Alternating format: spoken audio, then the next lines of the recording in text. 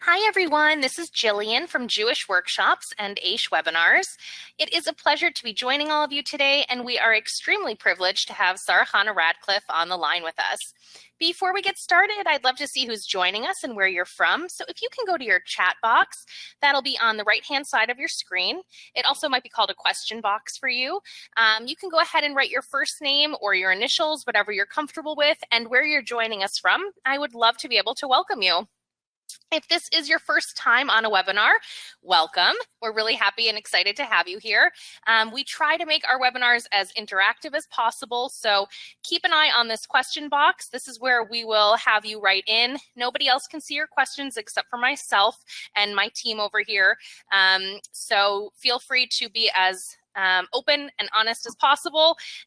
All of your anonymity is important to us. So again, I'd love to be able to welcome you here, and then come on back and just add in your questions whenever you have one, and we will try to get to as many of those live on the line later on today. So welcome to Chana from London. Wonderful to have you. Welcome Miriam from Toronto, Lawrence from Connecticut. Welcome BB from Boston. Welcome Daniel from San Diego, Flory from Fort Lauderdale, Tehila from Beitar, Devora from New York, Mike from Virginia. Welcome Batsheva from Jerusalem and Yocheved from Boca Raton. Alyssa from New York, welcome. Bella from Chicago, Rhonda from Toronto, Jenny from Georgia, Dreama from Virginia, Kathy from London, Cheryl from Johannesburg, Deborah from England, Esty from Harnof, welcome to all. Lorna from Canada, welcome. Rivka from Israel, Stephanie from Los Angeles, Tamara from Long Island, Ada from Brazil. Welcome to Tracy from Vaughan, right outside of Toronto. Leah from Israel, MC from LA, Dana from California, Emma Mack from Passaic, Chana from Yerushalayim, Ruti from Beit Shemesh, Marge from San Diego, Lydia from South Carolina. Welcome, welcome. Welcome from South Africa to one of our members here. M. Kalika from, oh boy, I hope I pronounced this right. Missy Saga. Okay, I messed that one up. I'm really sorry.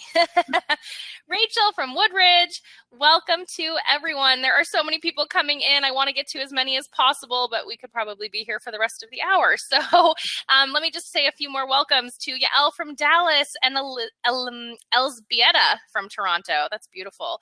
Welcome SW from New York and Chevy from Manchester. Evelyn from Switzerland, Jennifer from Miami.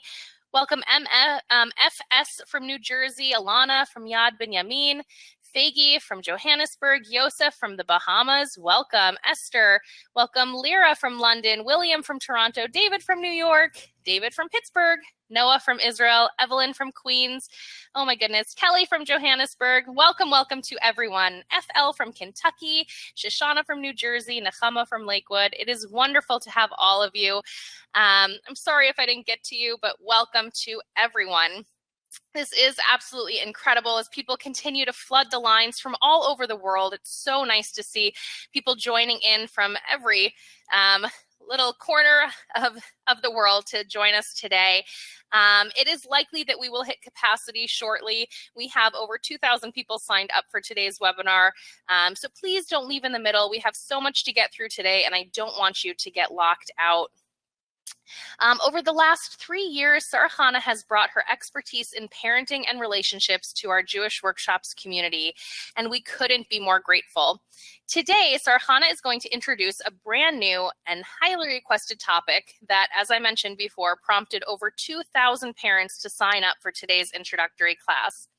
We are going to begin an in-depth exploration of when, why, and how we get angry to get a better understanding of the triggers to look out for so we can help ourselves, our spouses, and our children in a more productive and positive way. So make sure to stay on the line until the very end to hear about this one-time chance to join Chana week after week for a full live online program at a special discounted rate for all attendees today. Plus, we had hundreds of questions come in ahead of time, and we will get to as many as possible live on the line. So please feel free, again, as I mentioned, to share any questions you have in the question box, and we will do our best to answer as many as we can. It is truly an honor to be hosting Chana Radcliffe today, a registered member of the College of Psychologists of Ontario. Chana has been practicing marriage, parenting, and individual counseling for over 40 years. Chana is a well-sought-after lecturer on stress management, parenting, anger management, and emotional well-being. She is the author of Raise Your Kids Without Raising Your Voice, The Fear Fix, Make Yourself at Home, and 5 other books on family life and emotional well-being. Before I pass the microphone over to you, Chana, I did fail to welcome our Family Circle members. I am so sorry.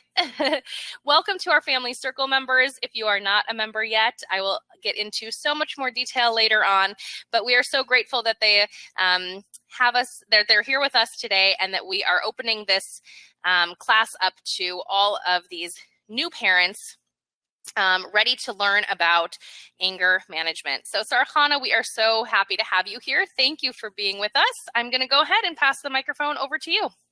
Thank you so much.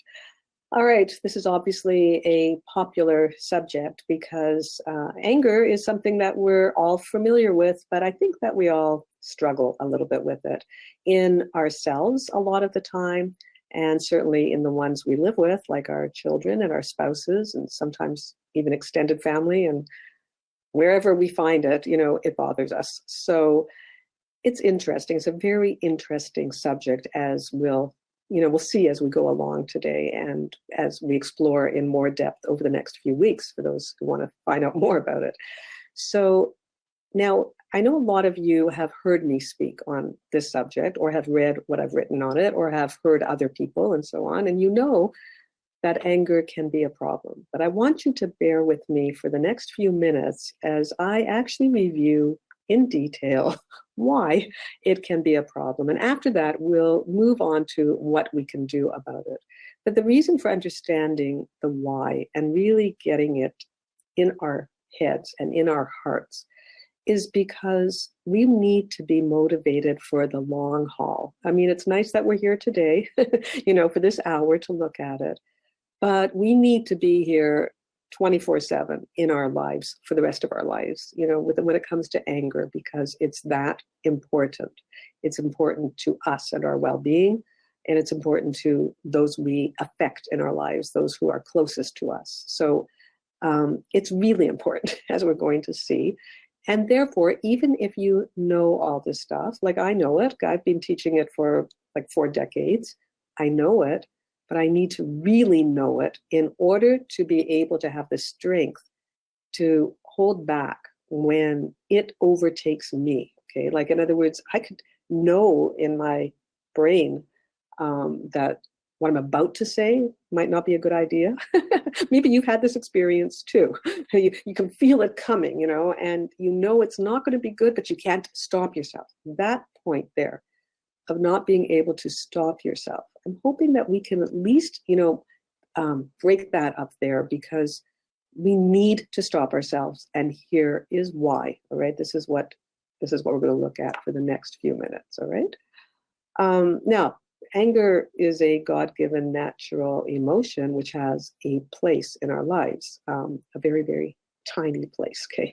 It's good for survival when we need the fight or flight chemistry that might, because we're enraged, cause us to take action that would save our own lives or save a family member's life. There's that signal value is very important. And besides the life-saving part of it, anger is also a signal that something is wrong and needs to be fixed. So as that feeling rises inside of us, we don't want to just ignore it. Or just like pretend it's not there or suppress it or whatever.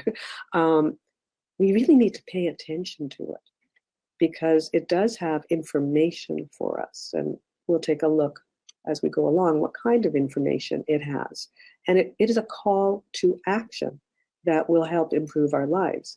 But, when we're erupting at people in the, I'm going to say, unschooled way that we do, we're not necessarily paying any attention to the signal value. We're so busy telling somebody what we think about them or what they've done that we completely miss the step of checking in to see what anger was trying to tell us. So we're going to have to come back to that as well. So it's a good one. And all the shades of anger, irritation, frustration, annoyance, impatience, intolerance, resentment, hostility, aggravation, let me see if I rage, indignation. There's a lot of flavors, a lot of shades of anger. And they all contain important messages within them. But we may feel any of them. Now, there's two parts to this. There is the feeling of it, which I'm going to say in a way, we have no control of in the moment, because whether we feel anger or not depends on what we did before, which is something you're going to learn about. We can set ourselves up so that we actually don't experience anger. But if we haven't yet done that, for every occasion that we might encounter, then the feeling will just arise inside of us to convey its message. So there's the feeling part, and then there's the communicating part, the expressing of anger. So both can be problematic. Once we experience anger, it can be problematic for us, because anger does increase heart problems. If we're chronically angry, we can experience cardiac arrest. Yes, we can die, actually, from an attack of anger. Or we can simply weaken our heart over time by being prone to angry outbursts. On the physical level, not good for us. It also, the feeling of anger itself, releases stress chemistry, and whatever chronic stress chemistry does to us, that's not good. That's what anger does to us, that's not good. So it is known to be a source of inflammation and all the diseases that are related to inflammation. So there's a million of those. So there's the heart problem, which is specific to anger. And then there's the inflammation, which affects every organ and system of our body, and chronic and long-term diseases. So when we feel a lot of anger, we're not setting our body up to be its healthiest nor happiest. We'll get to happiest in a minute, but it's not good for us. It's like a poison to our system. And I'm not saying any of what I'm saying now to make you feel bad or scare the wits out of you. What I want it to do is just serve as a note, make a note that this is why we really want to work this through to the point where we're calm most of the time, where we actually sincerely feel at peace in our journey, all right? Well, no matter what anybody else is doing or saying. In other words, we don't want to be at peace only if our spouse figures out how to treat us properly, or we don't want to be at peace only if our children start to listen to us, because we have no control over other people, really. I mean, we interact with them, we impact on them, but we can't stop them from bothering us. So we want to be able to experience equanimity, tranquility, and serenity, no matter what anybody else is doing. That's what we want, okay? It's so good for us to be in that state, and so harmful for us to be reactive to all the provocation around us, and the provocation will continue, okay? We can't stop that. So the suppression of the expression of our anger, or the suppression even of our awareness of it, that is, our looking at it and dealing with it, and our communicating it. That is not the way, that's not what I'm talking about here, because that's also toxic for our bodies. A lot of health conditions have been linked to suppression of emotions, and mental health conditions and physical health conditions. We don't want to just say, okay, you bother me, but I'm not dealing with it. That's not what I'm talking about. That's just plain terribly unhealthy. Okay, so we'll see as we go along. Now, on the emotional level, sort of having covered what it does to us physically, that's to us. I'm going to say also that our expressed anger bothers, and our withdrawal, like our suppressed anger that we're showing, which is actually communicated anger. If we start sulking, withdrawing, not talking to people because we're mad at them, all of that. Or we yell at them, we say not nice things and that kind of stuff. That makes us sick, and it makes them sick too. Okay, so when a child grows up in a home where there's a lot of expressed anger, unfortunately, that's living in a toxic, call it polluted environment as far as the developing human being is concerned. Unfortunately, we're not trying to harm our children, but when we're fighting with each other as spouses, or when we're yelling a lot at children, we're poisoning them. We're mashing their brains. This is just, I'm the messenger, so don't shoot me. This isn't my fault, okay? I'm telling you this, but we need to be aware of it. There's real developmental harm for children growing up in angry atmospheres, or experiencing it or watching it. Even if you're only mad at another kid in the family, you're chronically yelling at one kid, the bad kid, the witnesses are traumatized by that and harmed by it. So it's called like the adverse life experience thing, where being in anger is harmful and leads sometimes to long-term permanent health troubles, physical health troubles throughout life, and can also lead to severe emotional damage. So higher anxiety, much more tendency towards depression and debilitating depressions, personality dysfunction, we'll call it, and disorders. Like there's our anger impacts on the weak genes that might be, we've given a birth to a child who has just the fragile genes. There are some kids who are Teflon. Everything just, it just falls off of them. And in fact, it's interesting to see that two children from the same angry home can turn out very differently, where one is quite damaged and permanently so, and the other is like, a highly successful person, happy-go-lucky, and can't even remember any of the problems from the childhood. Like, put these two in therapy, and one is crying and sobbing and remembering all the horrible things, and the other one goes like, I don't know, I think home was pretty great. The problem is that we don't know how we're going to affect a particular child. So we don't want to say like, oh, I'll take a chance with it. Some of my kids will be hardy in their genes, and they won't even notice what happened here, so I can just do what I want. You may get some kids like that, and then you may get one or two who are wrecked, right? So that's just from being kind of around anger, right? Not the specific necessarily effect on them individually, because not only mental health problems, but more, let's call it regular personality problems, can result from being the child of an angry parent who uses anger to get the kid, moving along through the day. So the problem that harms the child here is more, when I say personality now, not mental health, so not depression here, not anxiety here, but insecurity, a huge inner critic, a self-loathing. These are not mental health disorders in the same way. They're simply crippling personality traits, for those of us who've experienced angry parents and come out of those homes like kind of like not sure of ourselves and mistrustful of other people, and with a bunch of hang-ups basically that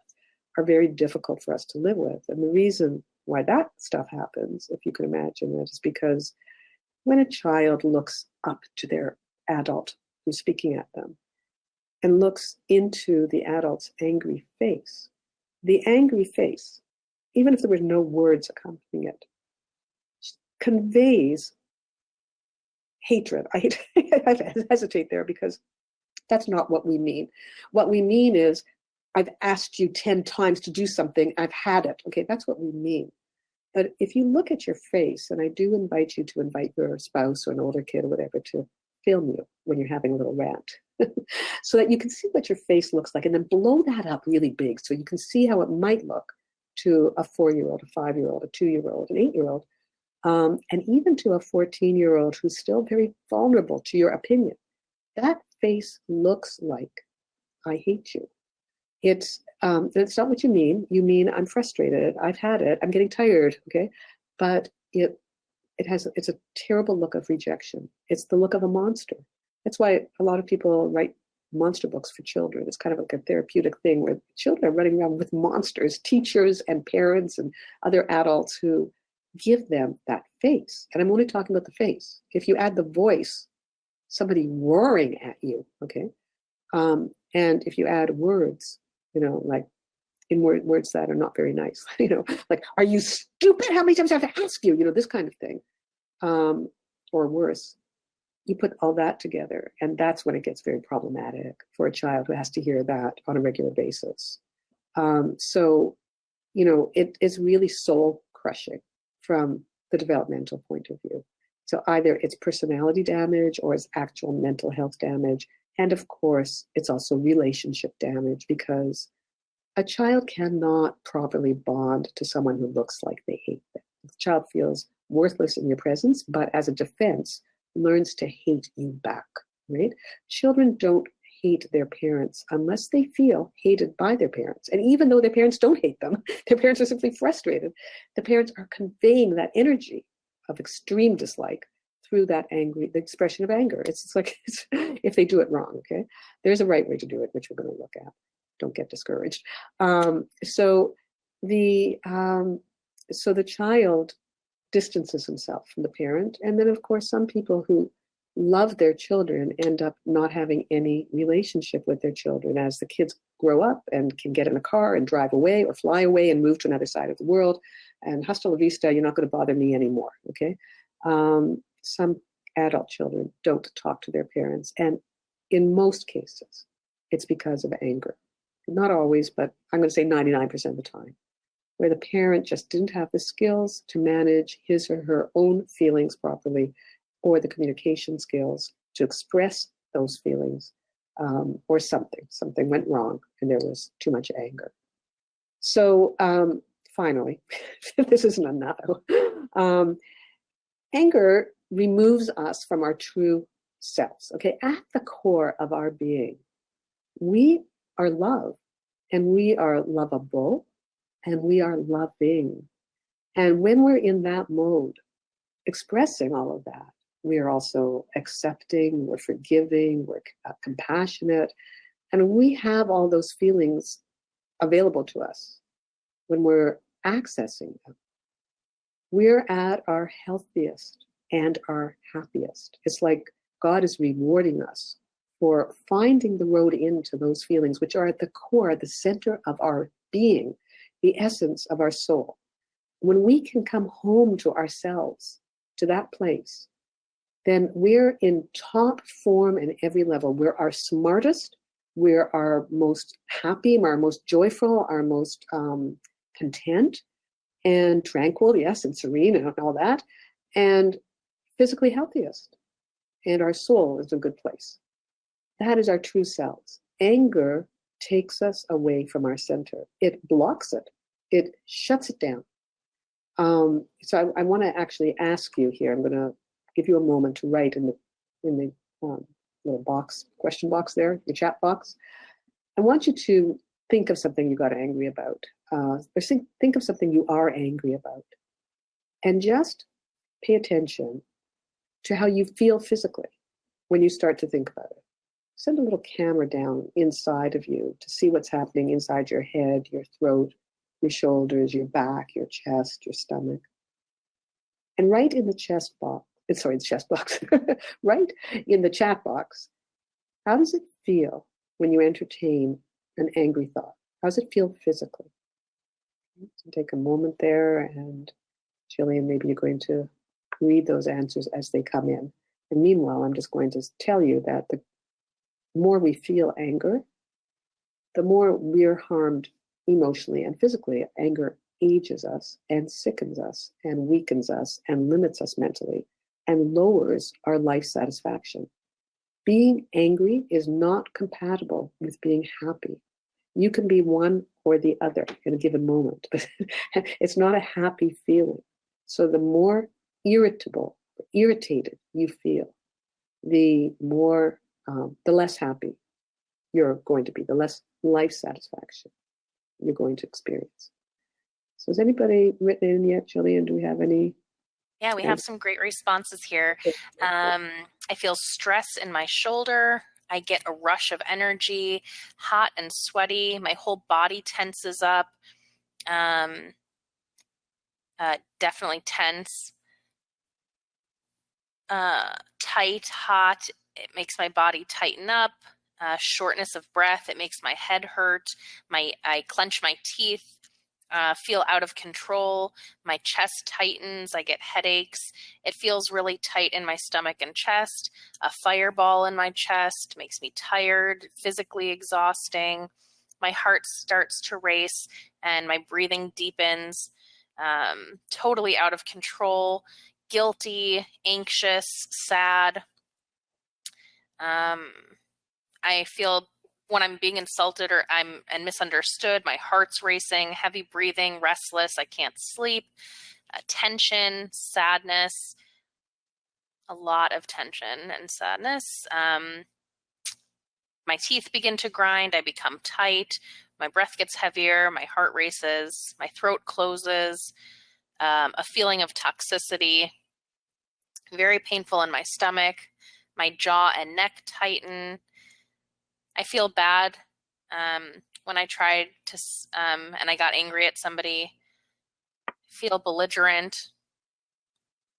Heart is pounding. I feel like a monster. My pulse quickens. Heart beats strongly. Chest pain. Tightness in my lips. My brain is all confused. It feels like there's a load on my chest. Mm-hmm. Did anybody say they feel in a state of flow, or tranquility, or happiness? I don't see that at all here, no. Yeah, so here's the thing. I mean, you could go on forever, but we get the idea, right? It's a blocked state. So when we're in the angry state, our muscles are blocked, but everything, our energy system is blocked. Everything is twisted and constricted and tightened, closed, right? And working, in a panicky kind of, state. It's not healthy, okay? But it's blocked. And what is it blocking? It's blocking our love and joy. It is blocking our natural self, the way we're meant to be. So we don't need that blockage there. We have to find ways to unblock that. And this is all happening inside of us. Just thinking. All those people were just thinking about somebody or something that made them mad, okay? They're not even dealing with it right at this moment, but you could see that they're so close to the feeling that they can actually access those sensations inside their body right now. So, and I'm sure all of you had a similar experience. Anybody who tried this, I know I can easily, if I start thinking about things, mad at somebody, I can feel the tightening happening. So we're hurting ourselves in that. And we're just taking ourselves away from the feeling that we could have a lot of, which is tranquility and serenity and equanimity and joy. Okay? We could have more of that. Okay. So let's talk about why we close ourselves down. What is happening that we go into this blocked state of anger? Why are we getting angry? So I hope I've explained to you why we don't want to get angry. I left out there the consequences in marriage, by the way, because when we're angry, final note, when we're angry in the home and we're angry in marriage, we can often destroy that loving relationship. Then we destroy the home, and then we harm our children in that process too. Blah, blah. Okay, enough said. Why we get angry. Okay, anger is some sort of state of complaint. Something is a certain way, something's happening that we don't think should be happening. We're not happy about what's happening. We have a complaint about it.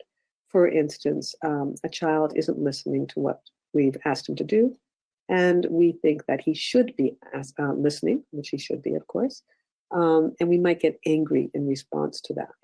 Or a friend neglects to attend to us properly, like forgetting our birthday or not returning our call. And we think the friend should remember our birthday or should return the call. And we're angry that they didn't.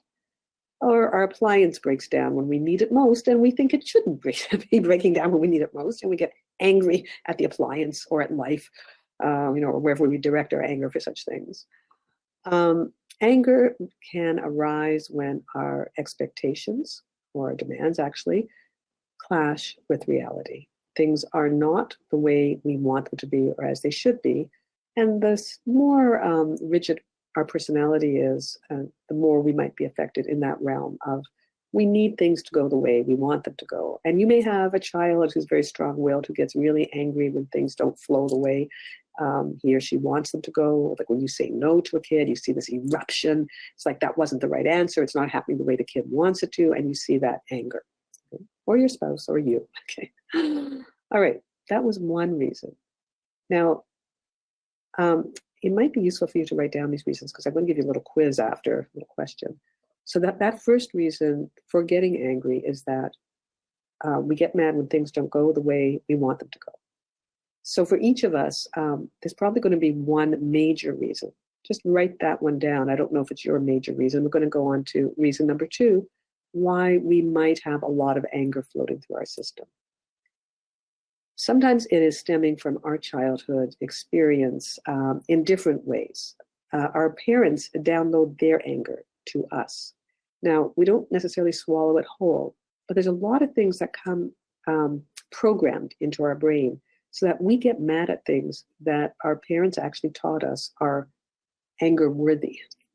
I don't know, it could be that if you don't make your bed or if you don't do your homework or whatever it is, our parents treated that like it was some sort of emergency, or if you spilled your milk, and it just gets automatically downloaded and our system copied it. So without analyzing each situation, we just get mad at certain things. I'm going to call that learned anger. We learn what to get angry about, right? So a lot of us in parenting are kind of running that program without reevaluating its worthiness. And the way our parents express their anger is often, not always, downloaded to us as well, even though we may have made the conscious decision, I will never be like my father, I'll never be like my mother, I will never do what they did, or whatever it is they did. You may consciously say that all the way through your childhood and then find as soon as you're married, you're snapping at your partner just the way your parents snapped at each other, or you're yelling at your children even though you don't believe in it. Like you're dealing with a child and you never wanted to be a yeller, but your mouth is opening and your mother's voice is coming out and you don't even know where it's coming from, and you can almost observe it and go like, wow, it's a pre-programmed from, now you are actually downloading your anger patterns to your children too. Whatever you're doing now, you might think of it as downloading it to your grandchildren. Sorry. Okay. So if you like what you're doing, it's great. Okay. So that's childhood learned anger. Source number 3, some of us are kind of born in a bad mood. Our temperament is angry. Now, it could be our temperament, that is like our personality tendency is just impatient, short-tempered, grumpy. Or it actually could be our genes that have produced a cluster of psychological characteristics that are termed a mental disorder, mental health disorder, such as ADD often comes with a big anger package, not always, but 80% of the time there's something else going on with ADD besides the lack of organization, concentration, and attention. Okay, there's personality factors there, and anger is often within that cluster. Anxiety and OCD can produce quite intense irritation, irritability, and anger. Depression is often manifested as an anger syndrome. And your most grumpy child, who's having meltdowns all day and who doesn't like anything and everything is bad, and this family is awful, that kid may actually be expressing a childhood form of depression. Teenagers often express their depression through anger, and men as a group are more likely to express depression as irritability and anger, whereas women might be more tearful and sad. And in different parts of the world, the whole culture expresses low mood through anger. So there's also various personality disorders that are anger-based or have, and there's bipolar disorders. A lot of mental health disorders make us mad, more easily. It's like there's a loose switch there. But it could be not mental health disorder, but just personality. Like I said, being born on the wrong side of bed, just being like a negative person. We snap more easily. But of course, if you are a childhood survivor of a traumatic home in which anger was expressed, or there was alcoholism, there was abuse, there was addiction, dysfunction, neglect, whatever it was, your system can be wrecked from that too, and either through post-traumatic stress disorder, which has an anger component very often, or just through growing up in a stressful environment, your mood and tolerance for things going wrong is severely affected, and you're just more close to the edge all the time. So any kind of trauma, even current trauma that we had last week, or the trauma that we're having right now, can produce that kind of irritability. That kind of thing, so we've got it from childhood and from our genes and from our personality, but I'll also include in this category chronic stress in adulthood, makes us more irritable. So these are kind of factors that are affecting our inner physiology and stressing us. Like we could have too much on our plate. Anybody here have too much on your plate? I won't even ask that one for the question mark. We'll have space for 2,000 answers of yes. But anyways, so too much on the plate, and any other thing that produces stress chronically makes your system sensitive and you snap more easily. Okay, so let's just call that whole group of things. They're a sensitive system, physiological factors that are both internal and external that increase our tendency to get mad. Here's another reason, next reason, I called that actually 3 and 4 when I was counting that up. So I guess the inborn ones I called number 3 and the external stress is number 4. Number 5 then, why we get angry. Helplessness, okay? Not knowing what to do or not being able to do anything, feeling trapped. Not knowing how to get what we want from our spouse or from a child. Just for example, let's say that we've asked our spouse nicely to, speak to us more politely or something. Maybe the spouse is being sarcastic or insulting or something, making faces or whatever. And we've asked, and then there he or she goes again, all right? And it's like we can't get this person to hear us or to change that behavior. We don't know what to do. And that helplessness causes us to huff and puff and yell at, would you stop that already? That kind of thing. Does that look natural to you? Because I think it comes quite naturally to me. Anyways, or with a child, you've asked and asked and asked, close down that computer, shut that book, go to bed, get into the bath, whatever it is, the kid's not moving, and you're not being very effective. So finally you start yelling, all right? And that huffs and puffs you up and you start to be more powerful and more effective. And now the kid is moving. So you actually are able to use anger to get what you want.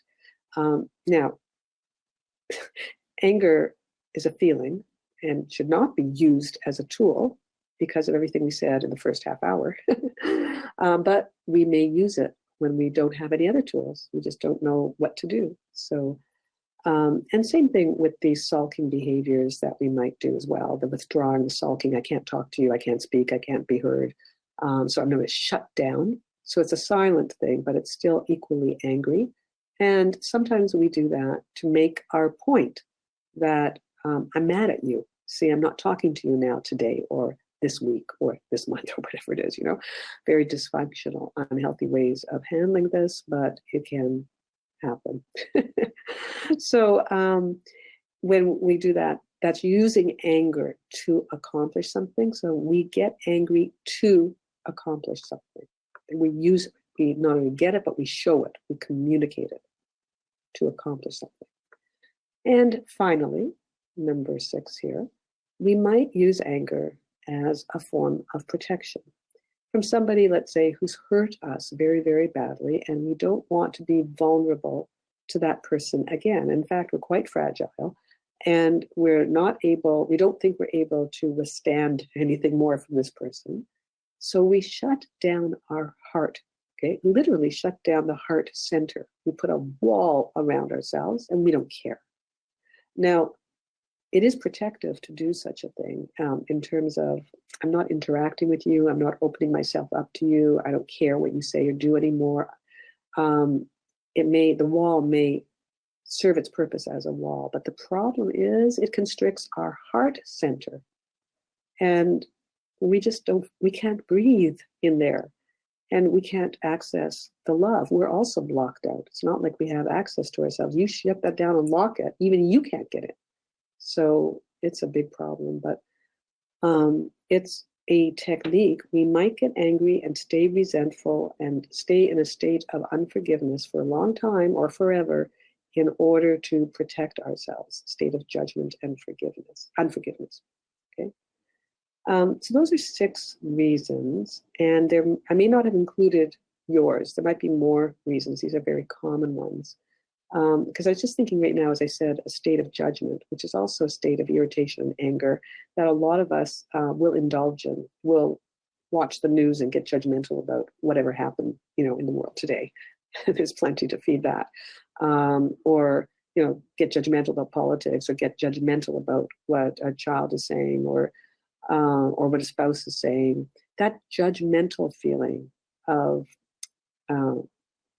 rejection of what somebody else is saying is kind of an irritated, angry feeling. I'm going to call it number 7 in this, but it's like why we get angry. We get angry in this judgmental way out of fear. It's usually fear-based, okay? Like if you find yourself really angry at a child or spouse particularly, you might just dig a little bit under the surface and see that person's behavior is terrifying you, okay? It's like, how can you say such a stupid thing? Like, how could I be married to you if you are saying such a stupid thing? Or the kid, how could you have done such a ridiculous thing? What were you thinking about? And meaning you're risking your life and scaring the wits out of me. Like, sometimes it's that close to fear. Sometimes you have to kind of peel it away. So I didn't put number 7 there, but I'm going to put number 7 now. Right. So you've got all of these common reasons, and maybe there are more. But what I want you to do right now is I want you to analyze yourself, okay? So I want you to tick off. I'm going to read kind of a summary of these reasons that we've gone over. And you just put a little tick mark beside if you think this is driving your anger, a lot, okay? I mean, I think we all get angry for these reasons sometimes. But I'm really here looking for you to find the biggest driver of your own anger, okay? So number 1, you could say, I usually get angry because things are not happening the way I want them to, or people are doing something that they should not be doing or shouldn't have done, okay? Just put a little yes, if that's the most common reason for you. Number 2, I come from a long line of yellers, or my parents were big yellers, okay? And I just learned it in my childhood home. That's really what's at the bottom of my anger, let's say. That's number 2. Number 3, you just aren't patient. Your nervous system is high strung, let's say. You're short fused, you're irritable, you're moody, you're nervous. It's something in you, okay? It's your personality, the way you are. It's, it's just there. It's how you are. Those are all the genetic and temperamental issues.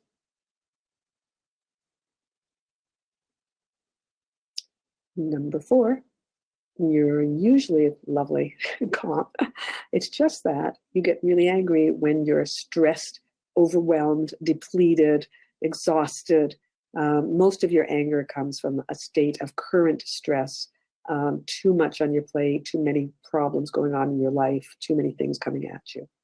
That's why you're angry. Number 5, you use anger to move people along in the house, to get what you want from your spouse, to make your point with your spouse, to make your point with your children, to educate, to guide, to get them moving, to get them to do the right thing. You need anger to get things to happen. And number 7. I hope I did the numbering right. Maybe this is number 6. I don't know. The next one. Oh gosh. You're angry mostly in a resentful way to protect yourself from further hurt. And then we'll add that last one that we just came up with, which is you find yourself terrified of what people are doing, saying around you, and you get angry at their stupidity, their lack of competence, their ridiculous behavior, you're judgmentally angry. It's just like fault-finding angry. You can't believe what's wrong with people, and you may or may not recognize actually that there's a certain kind of discomfort or fear under that. And there may not be we can be very highly displeased with the world without having that much fear. It just can be a judgmental nature. And then if you know that there's a number 9 or 8, I don't know what number we're up to, that we haven't mentioned here about why you get angry most of the time, please write that down, and hopefully you're going to share it with us. As Jillian, and you could read now as people write in the chat box, what was number 1 for you? Okay, maybe you ticked off all of them. Try and look at the one that's mostly behind your anger. If you could pin it down, which one would you say? People are saying number 1, number 2, number 3. What if all of them are true? I feel so many apply to me. Probably a mix of 1, 2, and 4. Definitely number 4. 4. I get angry when I'm hungry. I don't know if we mentioned that one. That's the physiological. Yeah. Okay, number 5. Yes to number 4. Sometimes all of them, but definitely number 4. 4. What was 4 here? Without the I think 4 was the external factors. The stress factors. Exactly. Fatigue. Illness would be included there. Yeah. Also, we can, for all women can always be angry because hormones. We're seeing a lot of number 4s, 1s, 1 and 5, definitely all of them, all of the above. Number 7 sometimes. Injustice done to me, that makes me angry. Anger masks my fear. It's interesting. Mostly from stress. All of them apply. 1 and 4. The injustice one is actually one I forgot to add to this because you may see it in your kids. It's not fair. Okay, it's kind of related to number 1, where things are not happening the way they should be. So we can kind of tie it in there. But there's a lot of anger that comes from people who have a fairness issue going on, and they're angry that it's not going the way that it should. Okay, so it's still really part of number 1, but it's a subcategory. Yeah. Number 7 is popping up now a little bit more. Number 6, a lot of 1s, a lot of 4s. Okay. So things not going our way and us being stressed, that combination of things. And for most of us, like I said, we're going to be angry for all of those reasons at some point. And we will learn in our course, the longer extended one, what we can do about all that. Now, that is the feeling of anger. I want to talk now about the expression of anger for a moment, okay? Because just for a moment, we'll come back to it. Just that it's not the same thing, as I mentioned before, whether we feel it or whether we express it. So some of us may feel all these things, and we're pretty good at not dumping it all over our family. And that's a level because it's protective of the family. As long as we are dealing with our anger and releasing it from our system, it would be a good level, all right? Because we're not hurting other people with it. If we're experiencing anger and, like I said before, just suppressing it, we're putting ourselves at a very big risk of either having a mental health breakdown, okay, a complete explosion, a drastic, kind of volcanic thing one day where we just, and I've seen this, my own clients just pack their bags and leave one day when nobody even knew anything was wrong. Okay, suppression can be a problem. Expression can be a problem. So if we are not suppressing or expressing inappropriately, that's a level but it's the more important thing is to have a way to release anger from our system so that we're not all locked up and constricted with it. So we're going to look at this. So remember that anger has a signal value, that we want to take the good part of anger, what it's trying to tell us, and work with that. Like pay attention to it. But again, not today necessarily. Well, how much anger, I'm talking about everybody gets angry. Everybody gets angry. It's a normal feeling, like happy, sad, mad, scared. These are normal human emotions. So how much anger is too much anger? So the signal value of a little bit of anger, kind of a little bit of annoyance running through your system occasionally, is not going to hurt you long term. It's not going to hurt your family long term. You heed the signal, you address the need, you make a plan, you execute the plan, and you've done it. You've used your anger. Okay. Again, we'll go into slower detail when we have more time together. But the kind of anger that we often emit and experience is an emergency response anger. It's a rage attack. It's a meltdown. It's a hissy fit. It's like as if there is some life-threatening emergency that we are dealing with. And fortunately, there are very few such things that happen in family life. Like once in a while, somebody might do something really dangerous, and your instinct is to scream, like they're standing, I always say, standing in the road, your kid's standing in the road, a car is coming, so scream, of course, somebody's doing something, a fire is starting in the kitchen, so scream, okay, that's an emergency, and we need that, okay, to survive. But we treat a lot of things like that that are not emergencies. We give it the full fight or flight thing, the whole life or death kind of chemistry and reaction in regular everyday events that are occurring in everybody's house. If we are chronically very dramatic and intense in our expression of anger, we're overestimating the threat of what is actually going on. For example, becoming enraged when a 9-year-old forgets to do his homework or neglects to do it or whatever, doesn't bring his papers home or doesn't want to, whatever, does it sloppy, whatever it is, like bringing out the big guns for this 9-year-old, as if the 9-year-old's life depends on Wednesday night's homework. Okay, some people get really worked up, and sometimes that's because it was downloaded into them. They came from a culture in which not doing your homework was considered a life or death thing. And if you're doing that to your kid, you're downloading it to him, and he thinks that not doing homework is a life or death thing, and he's going to be treating it like such. You can actually address the issue at a much calmer level and still address it very effectively. You don't need to have a heart attack about it. So if we become enraged because somebody spilled milk on our freshly washed floor, or the toddler is throwing his food on the floor from his tray, as toddlers do, excuse me, becoming enraged about that is too much anger for that occasion. That's what toddlers do.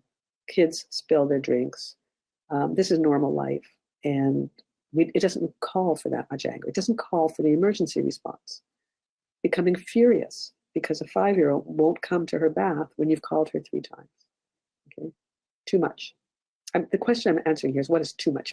Too much anger. Okay, having a rage attack because your spouse forgot to pick up the green beans for tonight's dinner. Yes, that is inconvenient and annoying, but it doesn't call for a rage attack.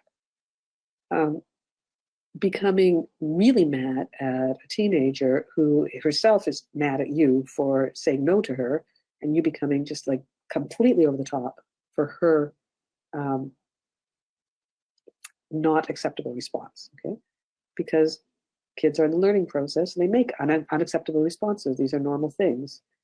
Completely losing it because the kids are making noise. Okay, look, if you find yourself erupting at these things, which are all just normal parts of everybody's family life, you're expending way too much energy for the occasion. We don't need rage for any of that. We need to deal with all of it. We need techniques. That's why, you should take advantage of the courses I've done here: conscious parenting, dynamic discipline. Jewish Workshops has all these courses for you so that you have what to do instead of having a rage attack. That will be very effective. Right?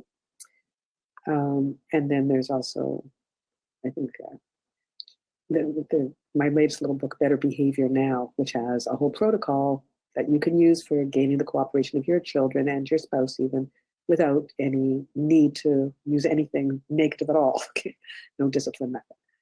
Okay, so for us, family life creates a lot of annoying and frustrating kind of provocations, just the normal living with people. It is annoying that your 5-year-old isn't coming for her bath. It's annoying, but it's not worthy of a rage. That's all I'm saying. And if you are expending rage like that, you're living or creating a dysfunctional family situation for your kids to grow up in and for you to live in, and that's just not a great thing. Now, the whole ins and outs of anger is very complex. And in today's next section, we're going to look at a couple of tools that will not solve the problem for all of us that I've mentioned, okay? We're going to have to, the reason why this is a 9-part course coming up is because there's a lot to say and a lot to go into to really get at the root of it. So I encourage you to stay tuned for that, all right? So we want a lot of strategies to heal our anger at its core and so on. But I am going to show you a couple of tools that you can begin to use right now, even though you're still angry, okay? In other words, I'm not going to pretend that we're curing you of all the anger today. I'm going to assume that if you came to this workshop with a lot of anger, you still have that anger. But I'm going to give you just a couple of tools to begin working at it. And starting next week, we're going to go deeper into what we can do about our anger. But even starting this week, you can start to use these tools. So I'm assuming that you're still quick to anger, or your anger is too much, or it's for you, it might be too much for you, you don't want to feel it, you're not happy enough, or it's too much for your family, or it's too much because it's making you sick, whatever it is. It's just you want to reduce it and make it not a part of your daily life. Like maybe just we'll get a little bit irritated sometimes. Like, what's realistic? How much could we hope for? Don't we need a little bit of anger? We don't need very much anger. If we do it really right, we could be angry very rarely, very rarely. Even if we were born with the anger genes and raised in the angry family, we can work on ourselves and get to the point where we actually don't have that much anger. Getting to 0 is not even an ideal goal. We need to have some anger just for its signal value, a little bit, but we don't need to have the expression of anger be part of our daily family life or our personal life. We don't need it, okay? We need to have access to love and tranquility and serenity and equanimity. I like those words here. And I like the way they feel even more. All right, so when you start to find yourself feeling angry, if you can catch it right then before you start to express it, that's great, that's ideal. If you've started to express it, but you notice that your voice is getting loud and that your heart is beating a little more intensely, your muscles are getting tight and things are coming out of your mouth, once you notice it, just stop. Just turn the stop switch on. You don't have to continue. You're not a robot. You don't have to follow the program that your brain is suggesting to you. You can remember what I said about just how awful this is going to be on every level. I'm not going to say it again. And you can just stop. Close your mouth. You just close it.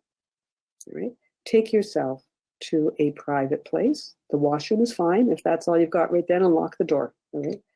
And you're going to notice what you're feeling, which will be anger.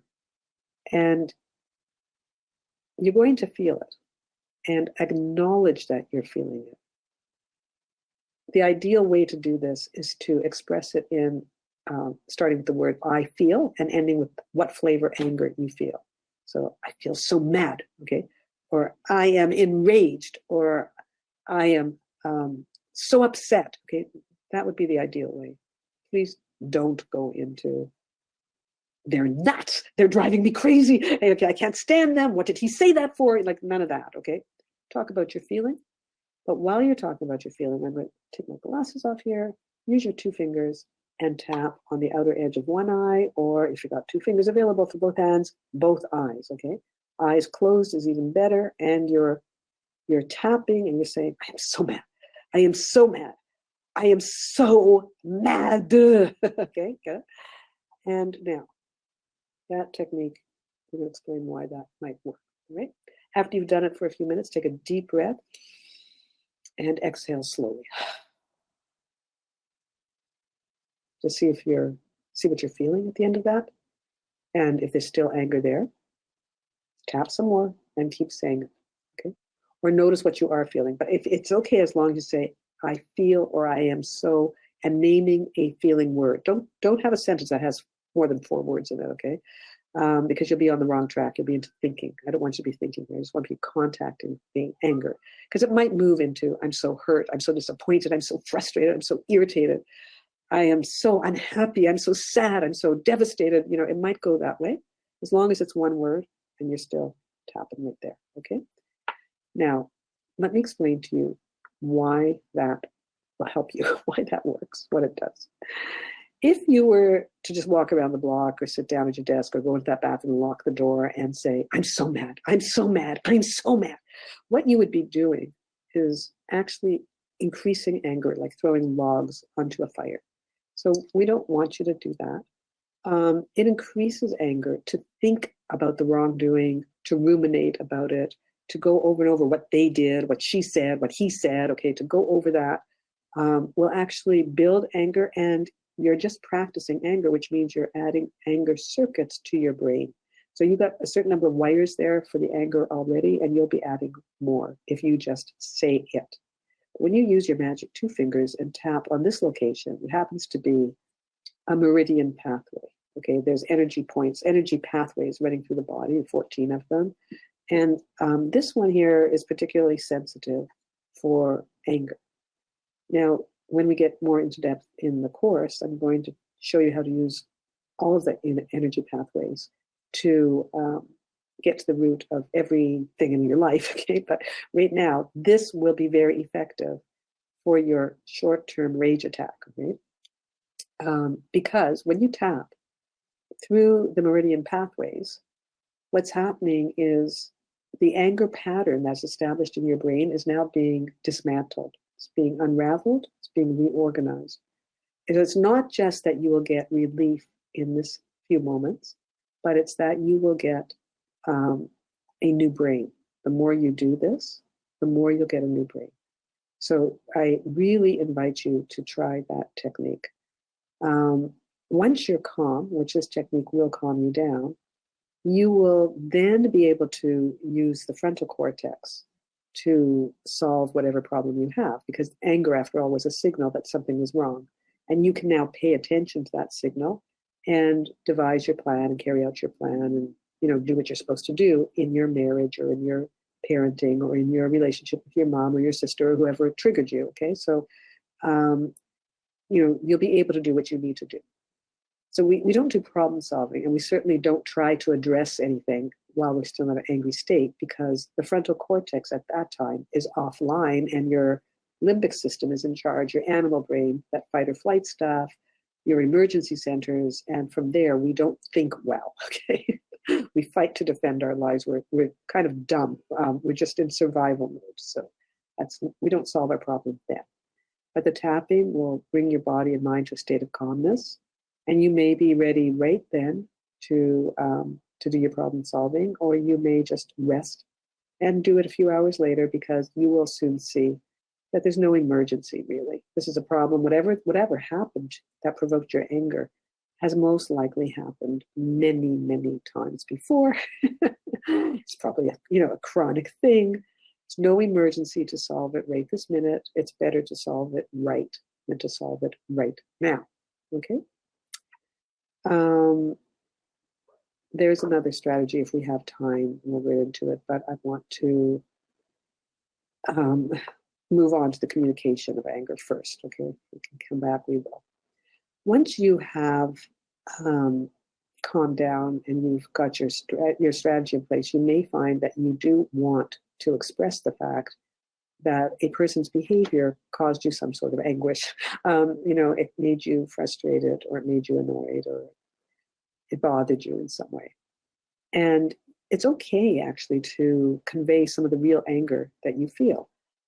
But you have to be careful how you do this. So I like to use Dr. Harville Hendricks' basic communication strategies because it kind of puts in a compact formula for us, where if you say something like to a person who's angered you, to your child, to your sister, to your mother, to your daughter, whatever, spouse, right? When you do X, I feel Y. And what I really need for you to do is Z instead. Now, if you're not Canadian and you don't say Z, you can't use this technique. You'll have to say A, B, and C. All right. So when you do X, I feel Y. And what I really need you to do is Z instead. All right. If this is a child that you might be adding a few other techniques to, you could, for example, use practice techniques, as we would find in my book, Better Behavior Now. So it might sound like when you raise your voice to me like that, I find it, I feel disrespected and I get upset. What I need you to do is lower your voice and speak to me properly. And from now on, when you speak too loudly or you speak in that way, we will have a practice session on what I mean by speaking respectfully and in a respectful volume and tone. Okay, so whatever. And then we'll have practice sessions. So we're adding like a consequence piece sometimes to a child. Again, there's many more details on that. But the basic formula: when you do X, I feel Y. I really need or want you to do Z instead. Just a couple of notes on this. When you do X, like when you call me names, that's how that sounds. It's when you do or say something, not when you are something. So we're not going to say when you're rude. That's not what I mean by that statement. We don't use any name calling, labeling, bad language, or escalation. So we don't want to say things. I'll give you an example of what we don't want to do. I wrote it down here. When you can't be bothered to call to let me know that you're going to be 2 hours late, then I get furious at your laziness, your disrespect, and your completely self-centered behavior. Okay, and I need you to call me when you know you're going to be late. Okay, that's not the sound of it. Okay, because look how many insulting terms were there. Like when you don't have the human decency to call me, okay, then I am absolutely disgusted with your self-centered, selfish behavior. That's not what I mean here. Right? It sounds like when you don't call to let me know that you'll be 2 hours late, I feel unimportant, disrespected, uncared for, and upset. Okay, and when you say that, because you're just talking about your I feel, and you're giving your one-word answers. I feel unimportant, disrespected, uncared for, and very upset. Okay, right? So those are 4 single words that describe my feelings. So when we say when you do X, when you do X, we're not escalating that description. The description is you didn't call. When you don't call, so let me know you're going to be late. So we're not going to put in there when you don't have the decency, the human decency, and the consideration to call. Okay, that's not what we're talking about. We're using this formula. When you do X, I feel Y. And what I really need is for you to do Z instead. When we're using that formula, it's to do it without anger. We don't need anger. We're communicating straight. Okay, when you don't call, I feel uncared for. I'm very upset. I need you to call. Right? So and when we say that, we don't have to look all happy. Like, honey, when you don't call, we're not happy. We are upset. And it's okay that we show the level of upsetness as long as we're not in rage about a behavior that's not an emergency behavior. Okay, like if we're in rage, we have to do the tapping till we get it down to a place where now we realize there's a problem here. This otherwise, let's say it's a spouse or it's a teenager, young adult child living at home, comes home at 3 a.m. when he said he'd be home at 11, whatever. You want to express this stuff. You can have some emotion that shows, but you want to, and you can be very, very serious looking, and you can be very serious about what you're saying because it's a serious matter. But the rage and hysteria actually take away from your message, make it hard to hear you, and it doesn't work for you, you know. So okay, I'll just leave it at that. I think there's one other point about that. I feel A, B, and C. Okay, when I feel disrespected, uncared for, unloved, and upset. In that sentence, there was no word that, okay? Because that will lead us, the word that will lead us down to a thought rather than a feeling, and to a judgment rather than an experience. So this I feel is not followed by the word that, as in that you don't care. So I feel that you have no, consideration for anybody except yourself, or, that's a thought structure. It's not your feeling. Just because you put the word feel in it does not make it a feeling. It's only if the word after feel is the feeling with no word that. Yeah, I don't know. We'll see if it's clear to you. If you have questions on it, you can now put that in the question box, because we're going to take up questions in just a minute. So you cannot ruin your relationships or your physical health or anybody's mental health or anything by expressing anger that way. Okay, the way I just said, by a short, true sentence of how you're affected by somebody's behavior. Unless, of course, you're issuing that kind of statement every 5 minutes. You can't overdo your complaints at all. You cannot be critical, negative, complaining, or even expressing your needs all day long. You have to maintain a healthy ratio of laughter and love and interesting conversation, appreciation, all kinds of good things. If you've read my book, Raise Your Kids Without Raising Your Voice, you saw something there about the 80-20 rule, which is the ratio that allows you to raise issues with your family members, here with children, but with adults too. With adults, it's actually the 90. With teenagers, call it 90-10, and with spouses, 95-5 rules, meaning you are, for the most part, having a good time with the people that you live with and expressing love and appreciation and enjoying your communications. And once in a while, you do have to issue a complaint. So when you do issue that complaint, it's going to be in the form that I just said: short, sweet, to the point. And so it's pretty rare. You can't, even if you do it that nice way, but you do it way too often, you will cause harm. But we'll go into that later. All right, so if you wrote down some questions about any of the things I said in the last section, Jillian will take them now. And we can take some of those questions, Jillian, that you said people wrote in about, if you have more questions that we can have, because just want to open up the floor. If we have time, we can even learn that other technique. I just want to see where we're at, Jillian, now with our time. Yes, thank you so much. We do have a lot of questions coming in, so I want to get to as many as possible. One of the biggest questions has been, how do we continue in this new course that you have been talking about? So I want to get everybody the information to that, and then I will go ahead and get to these other questions as well. So if you're interested in continuing on with Sarah Chana for the next 9 weeks, just come on back into the chat box, right? That's me, or I'm interested, and we are going to go ahead and give you all of the details right now. I want to make sure that we can get to those details so you can start signing up and saving your spot. There will be limited spots available, but we will try to open it up to as many as possible. So let me go ahead and get you that information. And I can see so many I'm interested. I can't wait to hear about it. Oh, good. I'm so glad. That's me. Yes, definitely.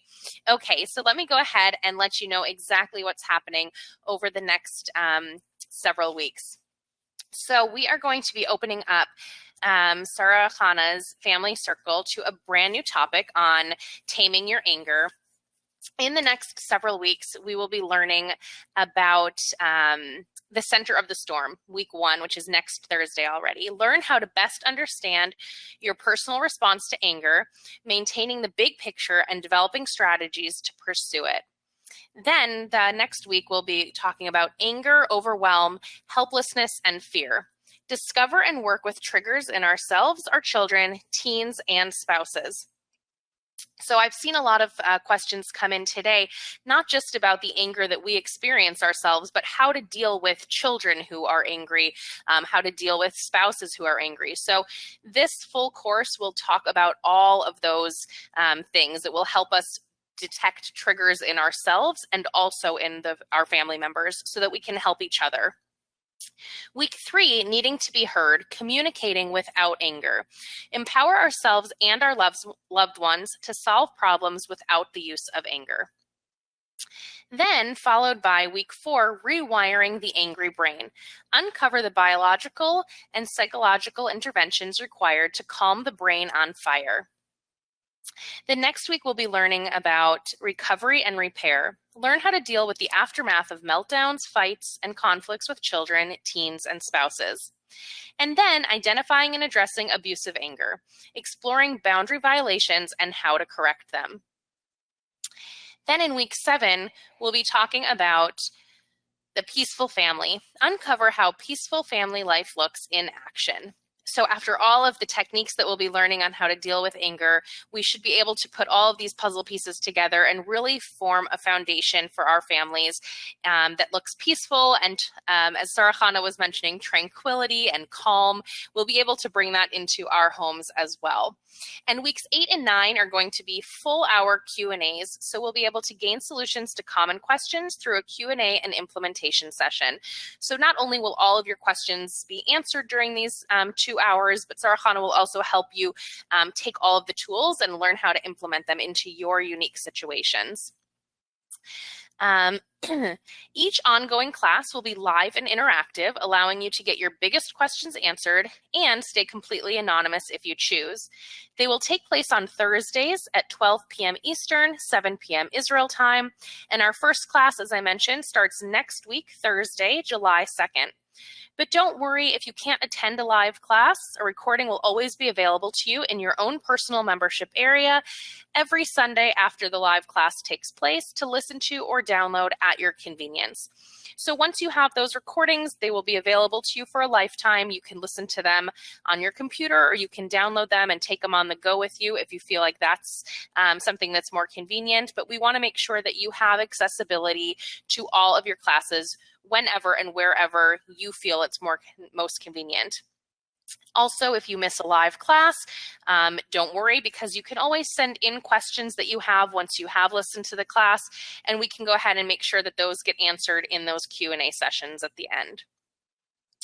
Plus, not only will you have 9 weeks on this full journey with Sarah Chana, but in addition to all of that, you'll also get behavior management, a full guide to better understand and solve behavioral problems in children's, teens, and adults. From potty training to defiant teens, you'll have the answers you need to navigate these challenging stages. Use Sarah Chana's practical tools to help you cope with all of these challenges. Plus, you'll also get achieving anxiety relief. Stop the worry, fear, and panic from taking over your life, and use Sarah Chana's practical tools to help retrain your brain to react to stress with calm and acceptance so you can be the guide that your child needs. And finally, a mindful marriage series. Develop a healthier, happier, more fulfilling relationship by creating a clear path towards conflict resolution and true connection by focusing on your marriage and effectively communicating. So as you can see, Sarah Chana will be walking you through various aspects of parenting and emotional well-being to ensure that you and your family are set to thrive. You'll have one-on-one support throughout this program, and we'll have the unique opportunity to get your personal questions answered that you haven't been able to get answered previously. This is much more in-depth. It's definitely more than just picking up a book off of your shelf. You'll have all of your questions answered by Sarah Chana throughout the 9 weeks of your program. So it's so important because not only will you be able to have all of these tools at your fingertips, but by investing in yourself and your children right now, you'll be able to channel your anger in ways that are healthy and productive and be equipped to help those you love, your children and your spouse, deal with their own frustrations in a productive manner. Be able to replace destructive responses with constructive behavior in order to avoid severe damage to the parent-child relationship. Plus, you'll be able to recognize your anger triggers, exhaustion, impatience, frustration, to prevent shouting matches, power struggles, and a total loss of parental control.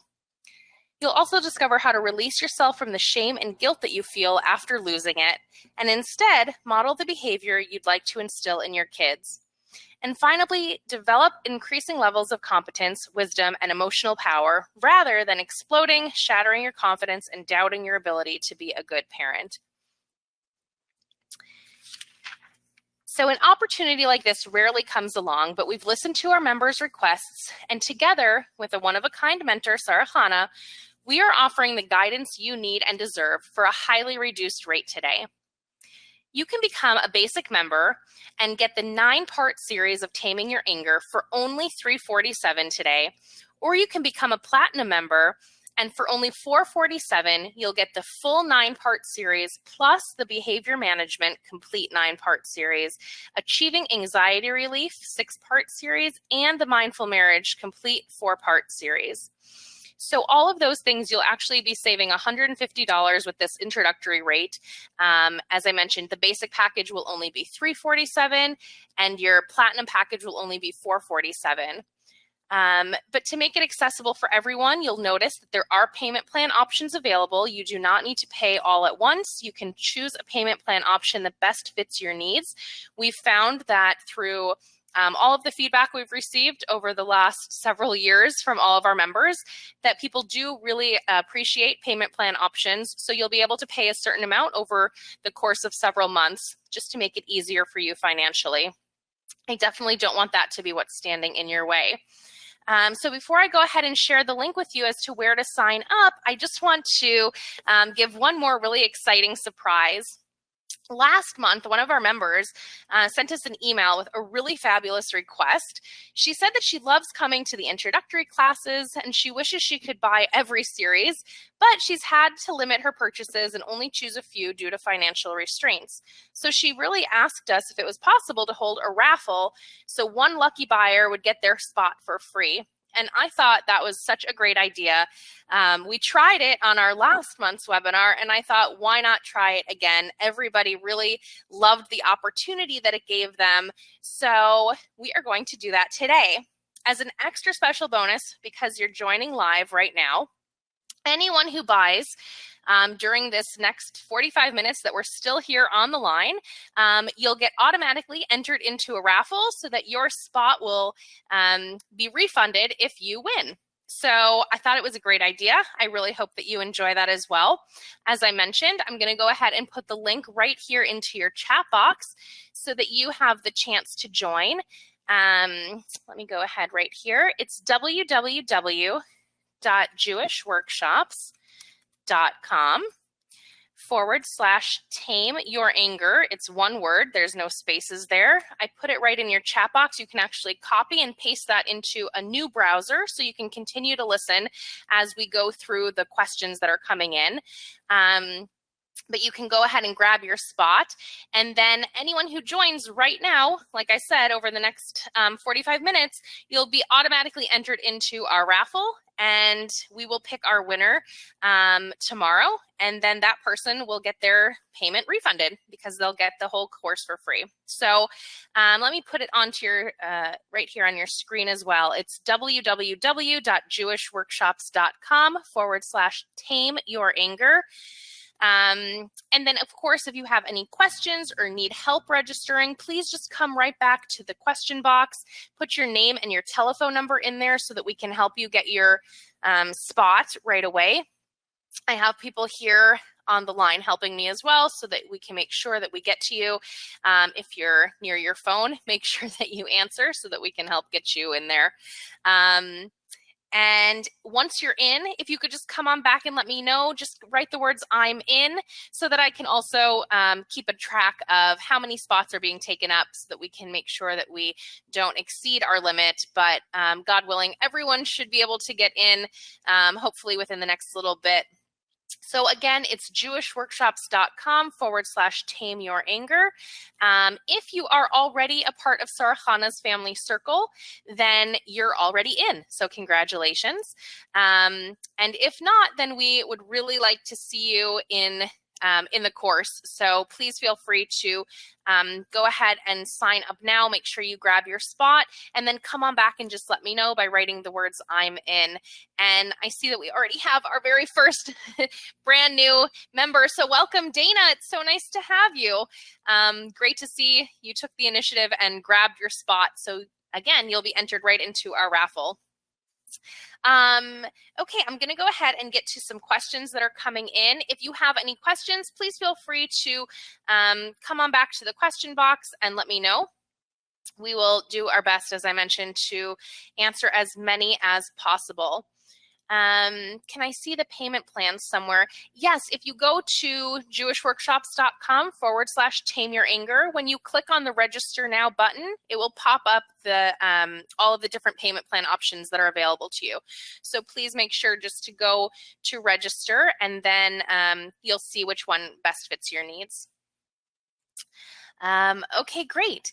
So some of the questions that are coming in, I wanted to make sure I get to this one. I thought I've seen it actually several times, Sarah Chana. People asked, at this point, if they have some children that are, 4, 5, 6, 7, even, teenagers, and until this point, haven't been using any of your techniques. And is there a way that now they can all of a sudden, change or help or take away any of the quote unquote damage that they've caused so far? I think that we're seeing a lot of people here on the line feeling very guilty or feeling a little bit worried that now, that it's too late to take back or to change or help what has already taken place in their homes. Well, okay, that is a great question. And the thing is, when you shift gears, okay, and say, kids, I've learned something here. I've taken a course, I've read a book, I've had some therapy, I've come across some information. However you got this new information, you said, and you're putting it out there, you're announcing the change. Okay, so they don't have to guess what's happening. So like, I'm working now on trying to get things to happen in my life and in this house particularly, without needing to raise my voice. That's what I'm working on, because I realized that this is a problem for all of us. So I'm not perfect today. I'm just starting my journey, but I welcome your feedback. If you see that I have, in raising my voice, if you say very politely, "Mommy, is it possible you're a little bit loud right now?" Whatever, that would bring me back to myself. It is my goal to communicate everything from now on in a respectful way to everybody.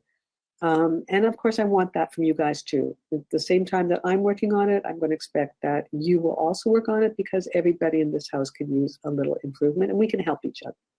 Now, if you put that kind of thing out there, and there's more details, and we can explain it in the course too in more detail, but basically you're putting out there, I learn things. I'm a growing person. I'm a changing person. I'm an improving person.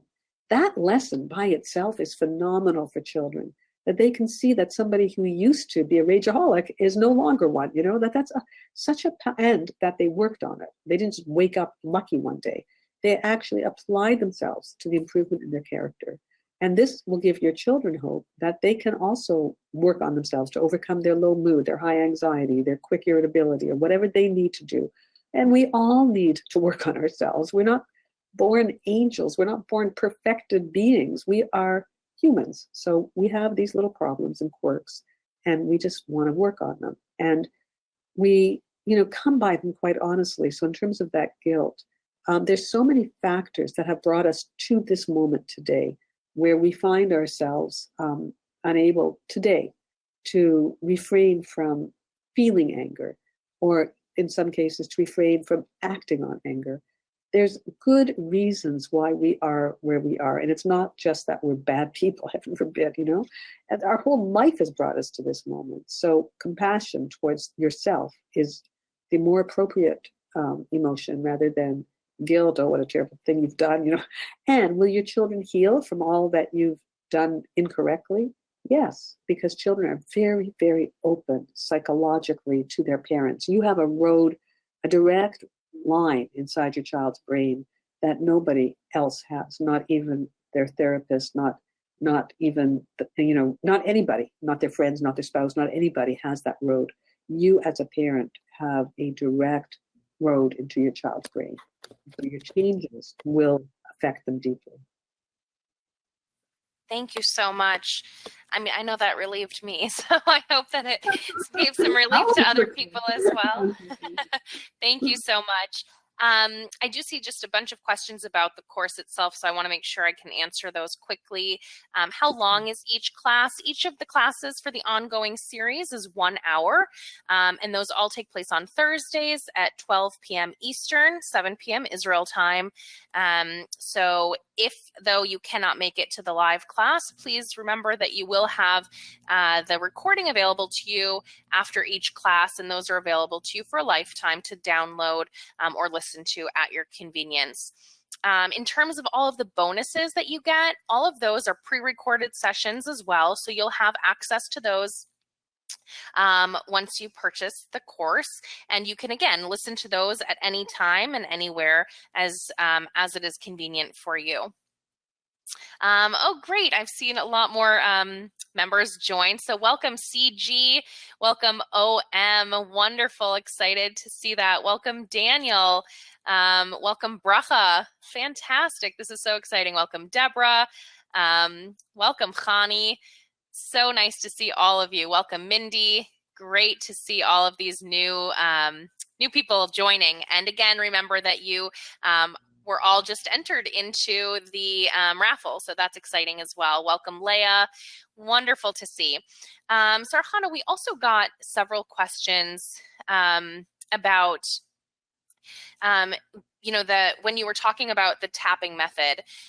So first, if you could just very briefly kind of re-show where it is that you're going to be tapping. I think some of people missed that. And then someone was asking, when she's with her little children, she has tried before to step away out of that moment, when she feels the anger building up, but she tries to step away and then they follow her. And it just kind of ends up building the anger instead of bringing it down to the place that she needs to be in order to actually be productive with her kids at that moment. So what would you recommend at that? Okay. Well, first things first, we'll do the tapping again. It's on the outer corner of your eyes, sort of like your eyes, the corner closest to your ears, you might say. Okay, the corner of your eyes. So if you're tapping anywhere in that vicinity, it's kind of a generous spot. Like you, a little bit up, a little bit down, a little bit around it. It's not going to make a difference. Just tap somewhere near the corners of your eyes, pretty close, almost touching your eye. Okay, so fairly close, that's where you want it. And you're tapping while you're feeling and expressing your anger. Okay, so that's how that's done. As far as not being able to leave, it can be calming to the system to describe what's happening as long as you're just naming the feeling. Not ruminating, but you're naming it. So you're saying, Actually, it's very helpful when you begin to notice the anger to say, I'm starting to feel angry. We use those words rather than I'm starting to get mad at you, or I'm getting mad at you, or I'm feeling mad at you. Like, we don't want to blame them for our anger, because we'll go into it in more depth in the course, but our anger is our full personal story. It's nothing to do with them, okay, no matter what they're doing. If we feel whatever it is they're doing, somebody else right beside us, another parent, whatever, about that same behavior would not be angry. It depends on so many factors why we are angry, and it's not because the child is making us angry. So we say instead, while we're right there with them, I'm starting to feel frustrated. I need to sit down right now and calm myself down. So even though they're right there, you're going to walk yourself through steps to turn off the fight or flight response and turn your brain back on. And you're saying these steps out loud, which provides a tremendous education and model for the little witnesses there, who's ever around there. So you say, I need to sit down right now. and calm myself down. I'm going to breathe slowly in order to calm myself down. Now you are angry, so you're not sounding like all wonderful about this, but then you start breathing slower, because if you breathe slower, your heart rate variability will change, your heart rate itself will change. Soon you'll be able to calm the nervous system to some extent, maybe not the full extent, but you can say, I feel calm enough now to tell you that we will solve this later. I'm going to think about what happened here. Okay, and then you can walk off. Excuse me. So you can do it right with people there if you need to. And you could even, if you really feel like you want to take somebody and throw them against the wall, of course you wouldn't do that, but if you feel like that, you could sit down and say, I'm going to just sit down and tap and breathe, okay? You don't have to say things out loud. I wouldn't say things out loud to children who are there like, I'm so mad, I'm so mad. I wouldn't do that. But you can think it and you can tap, and they might think you're a little odd, but if you needed to do that, you could do that too. Right? Great, thank you. I might start laughing. I might break the whole thing up, Look, Mommy's lost her mind, Thank you so much. I appreciate that one as well. There have been several other questions that are coming in that I just want to make sure I get to. So I'm going to just do a little bit of searching here because they came in a little bit earlier. Sorry.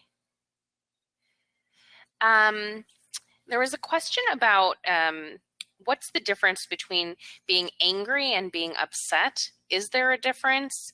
And then kind of piggybacking on that, what is the primary cause for road rage? Is that a type of anger as well? Or is that something that would be considered like a lesser cause of anger?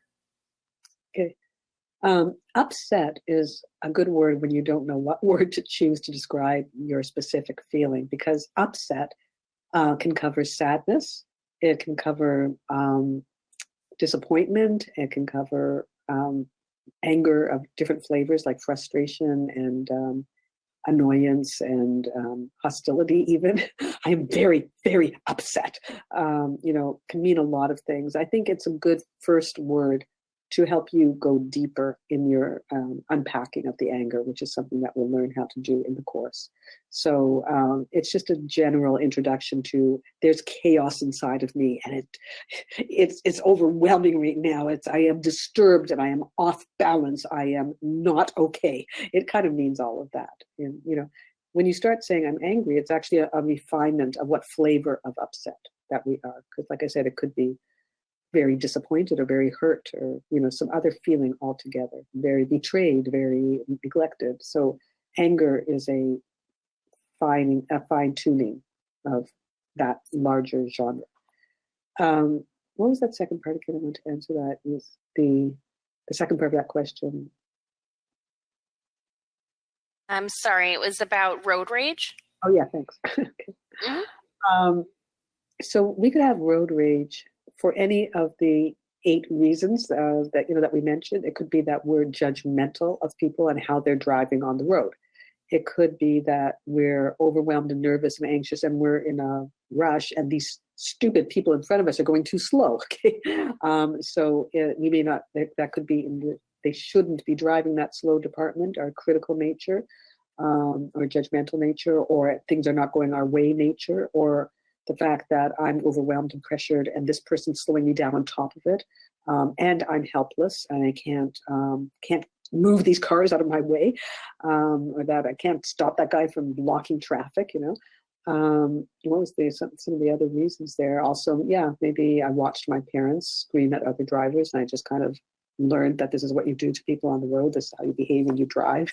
This is how where your mind goes and what your mouth does. And or your nervous system might be in a state of agitation from your personal stress or from your genes. You're just born hot-tempered. Any one of those things or all of them could be impacting on why it bothers you so much that somebody's doing something wrong on the road. And it's interesting because when we get to this place of love inside of us, it's also linked to compassion. It's like, that guy on the road, he's in the wrong place. He's in the wrong lane or whatever he's doing. he's going too slow or he's going too fast. But once we're healed, we realize that, I do funny things too. We all do funny things. Like, oh well, human beings, such a funny bunch. Like it stops being like, what? How does he do this to me? The compassion increases, our understanding of our weaknesses, all of our weaknesses, and we're not so taking it so hard that people are not behaving the way we want them to, and things are not going the way we want them to. So that covers a lot of things, except for when we're just stressed in our system, we need to do other things so that we're not feeling in such a panic because we're in a rush and we're so stressed and this guy's blocking us. It's a slightly different version of it. In terms of compassion, we need self-compassion. Like, you know what? I'm not running the world, it turns out. I can't make the traffic flow. And I guess God wants me to arrive late. So, okay. There's that self-compassion there that might help. Anyways, we'll be exploring all of that. Great. Thank you so much. I want to welcome our newest members, MK. Welcome. Welcome, Rifki. Welcome, Sam. Welcome, Miriam. Wonderful to have all of you. Welcome, Malky. Don't want to miss you either. And Stephanie, welcome. So we are closing up in just a little bit. I do want to get to a few more questions before we do that. If you are having any difficulties registering, please make sure to come back and just put your name and telephone number in so that we can help and make sure that you get your spot. And if you already registered, please come on back and just let me know that you're in. I always love to be able to welcome everybody. Sarahana, how do we work with an angry spouse? So I know, again, of course, we're going to be getting into a lot of details, but I saw some questions coming in, and I try to kind of group them together when I see things that are coming in several times over. How do we deal with an angry spouse who won't admit to themselves that they actually have an anger problem? I've got to be honest, that is such a big question that in the few minutes we have left, I don't think I'm going to do any kind of justice to it. I'll just put a kind of thought out there, but who's ever asked this question, I hope that you signed up for the course. It's a really big one. It depends on how much anger and what kind of anger, how often, what flavor it is, and so on. But I think the interesting part is when the other person doesn't see their anger. They don't think that they have an anger problem, and they might think that you're too sensitive or there's something wrong with you for being so hurt or being so upset at whatever it is they said because they just spoke the truth or, whatever. And that sometimes it depends on it. You may actually need a third party outsider to identify it for the person. And in marriage, we are often blind to ourselves, but all of us. So an outside person can give insight, that you're not saying it, but a third person, a stranger, is saying it. Sometimes you can get your partner to come with you to a professional, and you say to your partner, you're right, I am possibly too sensitive.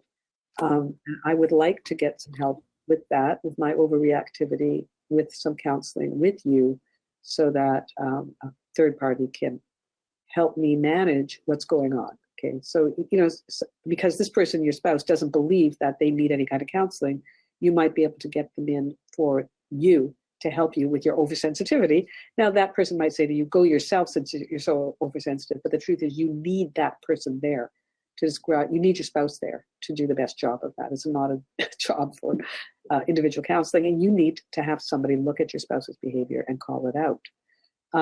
Sometimes that's not an option, and there are many other options. Okay, even though I can't answer this question right now because it has so many different angles, I just want to tell you that there is a way to deal with angry partners and be effective. We don't have to just go like, oh, my partner has an anger problem, so I'm out of here. That is definitely not the way to deal with somebody's anger problem.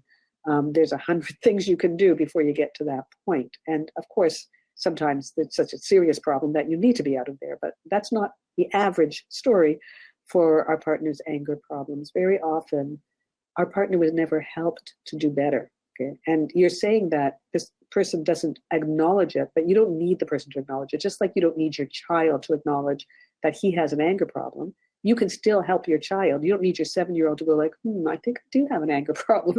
You're going to help your kid with that anger problem without his knowing that he has an anger problem. And there are ways to do that with the spouse as well. Fantastic. Thank you so much. I know that we, as I mentioned, I know we need to wrap up a little bit. This was one of the first questions that came in, and I just found it. So I just want to make sure that we can address it. What do you do when your kids swear or use profound language when they're angry at you, and you've asked them several times not to, and you're careful, as well as your spouse, never to use language like that if you're angry? How can you teach your child or get your child to understand that that is not acceptable? There's a lot of techniques, okay? Basically, this is will be discussed in the section on abuse in the course, because it is a form of verbal abuse, and we don't want your child practicing that and wiring that into his own repertoire, because it might affect him very badly in his future marriage, in his parenting, and in his jobs and in his life. So, we're going to try and help our kids learn. We can't ram things down their throat, but we have a lot of teaching techniques available to us, and it is a boundary setting technique. So when some people cross a line, it's more than just saying, please, it's not nice to say that, or you're not showing respect, you need to speak differently to me. That's not boundary setting. Boundary setting always has more components than that. I'll just put it that way. And we don't necessarily move into the heavy duty consequencing and whatever, although there might come a point when we have to do that. But teaching is important. And when we ask a child to do something, that is not teaching. That's a request. It's nice, but that's not teaching. And in our course, we'll look at how do we teach a child to say what he wants to say in a way that's acceptable to us. So we'll take a look at that as a teaching strategy, and a boundary setting strategy is necessary, but there's no way we're going to accept that kind of verbal abuse from a child for the child's sake, as well as for our own sake. There's something in my book, Raise Your Kids Without Raising Your Voice, called the relationship rule, which says, I do not give, nor do I accept any form of disrespectful speech. I do not give, nor do I accept any form of a verbal abuse or abuse of any kind, mistreatment. I don't give it, and I don't accept it, okay? And then we have to figure out, we don't have the time right now to talk about how do you get that part, I don't accept it. How do you actionize that verb, like make it happen? There's a word I'm looking for, but how do you actually bring that to fruition? And we will go over that in the course. Great. Thank you so much. I appreciate that. I just want to welcome LM and welcome Esty. Wonderful to have both of you as well. Sarhana, as we're wrapping up here, we've got, thank God, hundreds of people still with us on the line. If you could just leave us with some parting words for those who are possibly still on the fence, wondering if this is the course for them, what it's going to take to really help them start living their lives, as you were saying, much more calm, with tranquility, and really actualizing that and bringing that into their families. If you could just leave us with some words, that would be wonderful. Okay, well, I mean, listen, we all experience irritability and negativity. I think if we just look at the word negativity and say, how can we have less of that? This course will be looking at that, okay, in all of its flavors. And I can't see how this course would not be applicable to everybody. You don't have to be a rageaholic for it, and you don't have to even be a parent for it. If you have any relationships with anybody, or you live life, whatever, your mood goes up and down. You have certain thoughts in your head that interfere or that block your energy, the way we were talking about before, just kind of tightening you, stopping you from being or having the most joyous experience that you can. A lot of what we say about anger actually will apply to other emotions as well. It's just there's going to be a lot of information here. And I think that it's something, it's going to be applicable to any human being, because anger is one of our emotions, just like fear is, and just like sadness is. And if we can limit our, I don't want to say the amount, it's kind of like, it's a whole thing, but limit how much of those emotions affect our daily living, and increase how much joy we can access, how much compassion, acceptance, forgiveness, love, self-love. If we can increase all of that, we're just going to have a much better living experience. And that's really what we're after here. So I just urge all, everybody, let's explore this. Whatever your particular angle is, whatever your interest is, can be brought forward in the course. Thank you. Thank you so much for being here with us today, and really delving into so many great strategies and things that people can start doing even today already before we even start our course next week. This was just such a wonderful class, and we've gotten so many thank yous here that it was such a pleasure. Thank you so much. I've already learned a lot today, and I can't wait to start next week. I have so much gratitude to Jewish Workshops and Sarah Chana. Thank you. Thank you all for joining us. And I'm going to actually keep the webinar open for just a few more minutes. You won't hear us and you won't see us anymore, but it'll stay open. If you still have questions about registering, if you need any help, you'll be able to still put your name and your phone number right into this question box so that we can help you register. Otherwise, if you have any more in-depth questions or you need to reach us, you can always email us at jewishworkshops@jewishworkshops.com or give us a call at 718-736-2925. We're happy to help you, like I said, register. And as I mentioned, if you've joined in while we're still live here on the line, then you automatically got entered into our raffle. And we will pick a lucky winner tomorrow to get their payment refunded and get the full course for free. So if you still have questions or need help registering and you do so after we close up, but we've got your name and number, of course, you'll still be entered into the raffle. So please don't worry about that. We will give you a call and we will absolutely help you register immediately. So just come on back and let me know. And, oh, welcome WB. That's so great. As I'm talking, we've got more people signing up. So thank you so much to everyone who joined us today. Thank you for coming from all parts of the world. We really enjoyed having you. Sarah Chana, thank you so much for your extra time today. We look forward to seeing you again next week. And I will, like I said, go ahead and leave this open. If you have any questions or need some help, just come on back. And looking forward to seeing as many of you as possible next Thursday. So thank you so much and have a wonderful rest of your day. Bye-bye. Thank you. Bye-bye.